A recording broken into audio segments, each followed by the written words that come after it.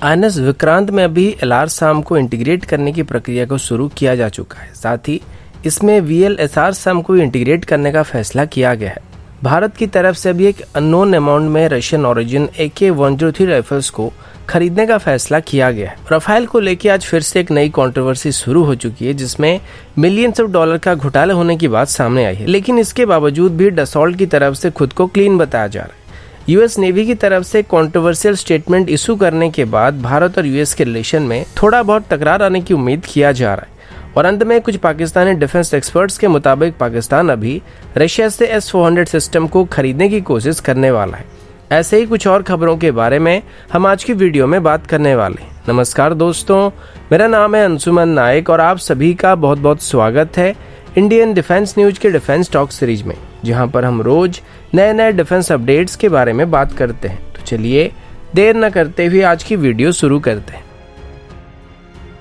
आज की पहली अपडेट आईएनएस विक्रांत को लेके। आप सभी को पता होगा, हाल ही में हमारे chief of defence staff general Bipin Rawat INS Vikrant की प्रोग्रेस को देखने के लिए गए हुए थे। अभी लगभग इसकी सभी बेसिन ट्रायल कंप्लीट हो चुकी है। इसकी सी ट्रायल को जून या जुलाई के बीच शुरू करने का एम रखा गया है, जिसके बाद इसको इसी साल के एंड तक इंडियन नेवी में कमीशन किया जाएगा। इसमें ऑपरेट करने के लिए अभी पहले से MiG-29 एयरक्राफ्ट तैयार हो चुके हैं और आगे चल के इन सभी को twin engine deck based fighter से रिप्लेस कर दिया जाएगा। अभी कुछ रिपोर्ट सामने आ चुकी है, जिसमें ये बताया गया है कि अभी आईएनएस विक्रांत के लिए एक एयर डिफेंस सिस्टम को फाइनलाइज किया जा रहा है और अभी नेवी की तरफ से इसमें LRSAM और VLSRSAM को स्टैंडर्ड एयर डिफेंस सिस्टम के तौर पर इंटीग्रेट करने का प्लान किया गया है, जिसमें से सबसे पहले तो इसमें LRSAM को इंटीग्रेट करने की प्रक्रिया को अभी शुरू कर दिया गया और बाद में इसमें VLSRSAM को इंटीग्रेट किया जाएगा। अब LRSAM की रेंज की बात करें तो ये लगभग 70 किलोमीटर तक है और इसको किसी भी प्लेटफॉर्म से इस्तेमाल किया जा सकता है। लेकिन अभी आपने सुना होगा कि इजराइल की तरफ से इसकी एक और एक्सटेंडेड रेंज वाली वेरिएंट को तैयार किया गया था, जिसको वो भारत को भी ऑफर करने वाले। लेकिन भारत अभी अपने खुद से एक लॉन्गर रेंज वाली वेरिएंट को डेवलप करने की कोशिश कर रहा है, जो कि परफॉर्मेंस के हिसाब से इजरायली ओरिजिन LRSAM को मैच करने वाली है। तो इसका जो रेंज होने वाला है वो भी लगभग 150 किलोमीटर के आसपास होने वाली है। लेकिन अगर हम सीधे इजराइल से इनको खरीद लेते हैं तो ये हमें थोड़े महंगे पड़ेंगे और इसी वजह से DRDO की तरफ से अभी खुद से LRSAM की एक ER वेरिएंट को बनाने की कोशिश किया जा रहा है, जिसको आगे चल के आईएनएस विक्रांत में तैनात किया जाएगा। अगला अपडेट AK-103 राइफल्स को लेके। अभी भारत की सिक्योरिटी फोर्सेस के लिए रशिया की AK-103 राइफल्स को खरीदने का फैसला किया गया है और इनको अभी इमरजेंसी बेसिस पर खरीदने का प्लान किया जा रहा है। वैसे इससे पहले कुछ लोग चिल्लाना स्टार्ट कर दे कि हम AK-103 नहीं बल्कि AK-203 राइफल को खरीदने वाले हैं। तो मैं आपको क्लियर कर देना चाहता हूं कि यहाँ पर हम AK-103 राइफल के बारे में ही बात कर रहे हैं और ये जो राइफल अभी खरीदे जाने वाले इनको पैरामिलिट्री फोर्सेस के लिए खरीदा जा रहा है। अभी बताया गया कि इमरजेंसी बेसिस पर हमारे 3 स्टेट की गवर्नमेंट की तरफ से अपने सिक्योरिटी फोर्सेस के लिए AK-103 राइफल को खरीदने का फैसला किया गया और इनको मेनली हमारे सिक्योरिटी फोर्सेस एंटी नक्सल ऑपरेशन में और इंसर्जेंसी ऑपरेशन के दौरान इस्तेमाल करने वाले हैं। इन 3 स्टेट में से एक छत्तीसगढ़ है, एक महाराष्ट्र है और एक मिजोरम है। ये स्टेट गवर्नमेंट लेवल की डील होने जा रही है, जिस वजह से इनको तुरंत ही फाइनल कर दिया जाएगा और इसके अंदर भारत यहाँ पे ज्यादा राइफल भी नहीं खरीदेगा, क्योंकि बाद में हम AK-203 राइफल्स को मास ऑर्डर करने वाले हैं। अब हो सकता है हाल ही में छत्तीसगढ़ में एनकाउंटर के बाद स्टेट गवर्नमेंट की तरफ से इमरजेंसी बेसिस पर नए राइफल्स को खरीदने का प्लान किया जा रहा है और इसके लिए अभी एक प्रपोजल को सबमिट कर दिया गया है और सबसे जल्दी में छत्तीसगढ़ की सरकार यहाँ पे नजर आ रही है, जिस वजह से इन डील को जल्दी जल्दी फाइनल करने की बात सामने आई है। वैसे इसके अंदर ज्यादा नहीं, लेकिन कुछ हजार राइफल को खरीदने के लिए ऑर्डर को प्लेस किया जाएगा, जिनको सीधे रशिया की तरफ से भारत को डिलीवर कर दिया जाएगा। अगला अपडेट राफेल को लेके। वैसे अभी फिर से राफेल को लेके कंट्रोवर्सी चालू हो चुका है, जिसमें से ये बताया जा रहा है कि राफेल डील में मिडलमैन मौजूद थे और इन्होंने यहाँ पे मिलियंस ऑफ डॉलर का घपला किया था। लेकिन मजे की बात तो ये है कि ये जो मिलियंस ऑफ डॉलर का घपला किया गया था, ये सब के सब 126 राफेल डील में किया गया था, यानी कि MMRCA की पहली वाली डील के पहले किया गया था। ये सब 2002 से 2013 के बीच की बात थी, जिसका इस वाले राफेल डील के साथ कोई वास्ता नहीं है। तो बात ये कि यहाँ पर ये बताने की कोशिश किया जा रहा है कि जो घपला वगैरह हुआ था वो सभी कांग्रेस के टाइम में किया गया था। अब जो है सो है, लेकिन ये क्लियर हो चुका है कि जो रिपोर्ट अभी इंडिया टीवी की तरफ से पब्लिश किया गया था, जो कि बीजेपी वर्सेस कांग्रेस वाला सिस्टम होने वाला है, जो कि कभी खत्म नहीं होने वाला है, और ये अपडेट अभी कितना सच्ची इंडिया टीवी वालों को ही पता होने वाला है। लेकिन हाल ही में डसॉल्ट के ऊपर जो 1 मिलियन यूरो को डिफेंस सोल्यूशन को देने की बात सामने आई थी, उसे सीधे तौर पर पहले तो डिफेंस सिस्टम की तरफ से खारिज कर दिया गया था और सभी जीएसटी बिल वगैरह सबमिट कर दिए गए थे। और अभी डसॉल्ट की तरफ से भी इसको लेकर प्रेस रिलीज को इशू किया गया था, जिसमें डसॉल्ट की तरफ से क्लैरिफाई कर दिया गया कि इसमें कोई घपला नहीं किया गया। इसके अलावा फ्रांस की तरफ से अभी इसी महीने ही भारत को 6 और राफेल को डिलीवर करने का प्लान किया गया है और अगले महीने फिर से 4 और राफेल भारत को डिलीवर किया जाएगा। यानी कि अगले महीने तक हमारा दूसरा राफेल स्क्वाड्रन धीरे धीरे तैयार होने वाला है, जिसे हसीमारा एयरवेज में सेटअप किया जाएगा। अभी जब हमारे chief of defence staff France के गश्त पर जाने वाले, जो कि 24 अप्रैल को जाने वाले हैं, इसी दौरान 6 राफेल जेट को भारत के लिए रवाना किया जाएगा, जिसमें से 4 को गोल्डन एरो स्क्वाड्रन में शामिल करने के बाद बाकी बचे 2 राफेल को हसीमारा एयरवेज में शिफ्ट कर दिया जाएगा और मई तक यहाँ पे और 4 राफेल जेट को भी सेकंड स्क्वाड्रन में शामिल किया जाएगा।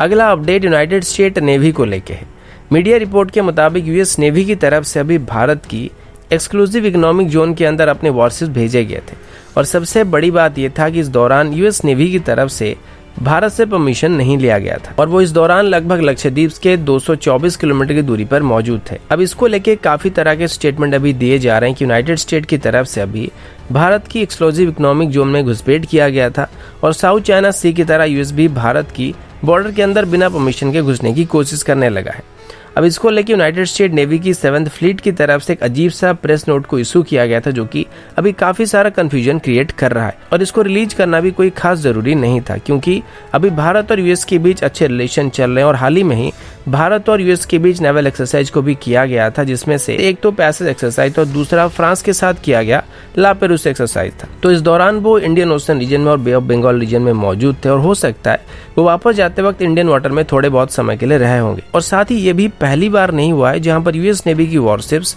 भारत की एक्सक्लूसिव इकोनॉमिक जोन के अंदर से होते हुए गुजरे हुए होंगे। पहले भी ऐसा कई बार हो चुका है, लेकिन उस समय पहले भारत को इसके बारे में बता दिया जाता था, पर इस बार बताया नहीं गया था। हालांकि इंडियन नेवी की तरफ से अभी तक इस पे कोई भी रिस्पांस नहीं दिया गया, जिस वजह से ये संदेह किया जा रहा है कि हो सकता है ये पहले से की गई एक्सरसाइज के साथ जुड़ा हुआ होगा और पहले से ही भारत को इसके बारे में पता होगा कि यूएस नेवी की वॉरशिप्स इस रास्ते से आए थे, तो वो इसी रास्ते से गए होंगे। और वैसे भी अभी भारत और यूएस के बीच काफी बेहतर डिफेंस रिलेशन हो चुके हैं और जहां तक इस खबर की बात रही, तो मुझे नहीं लगता कि अभी यूएस और भारत के रिलेशन जिस तेजी से आगे बढ़ रहा है, तो उसमें यूएस की तरफ से ऐसी कोई बेवकूफ़ी करनी चाहिए जिससे इनकी रिलेशन के ऊपर बुरा असर पड़ने वाला है। तो हो सकता है मीडिया की तरफ से कुछ ना कुछ यहाँ पे गलत और मिसकोट किया जा रहा है और मेरा डाउट ये कि साथ जो 2 बैक टू बैक एक्सरसाइज किए गए थे उसको खत्म करने के बाद ये शिप्स सभी अपने अपने रूटीन मिशन में जाने लगे थे, तभी ये बात सामने आई है। लेकिन यूएस नेवी की तरफ जो प्रेस रिलीज को इशू किया गया था, ये थोड़ा एग्रेसिव जरूर लग रहा है। और अगर यूएस अभी भारत की एक्सक्लूसिव इकोनॉमिक जोन में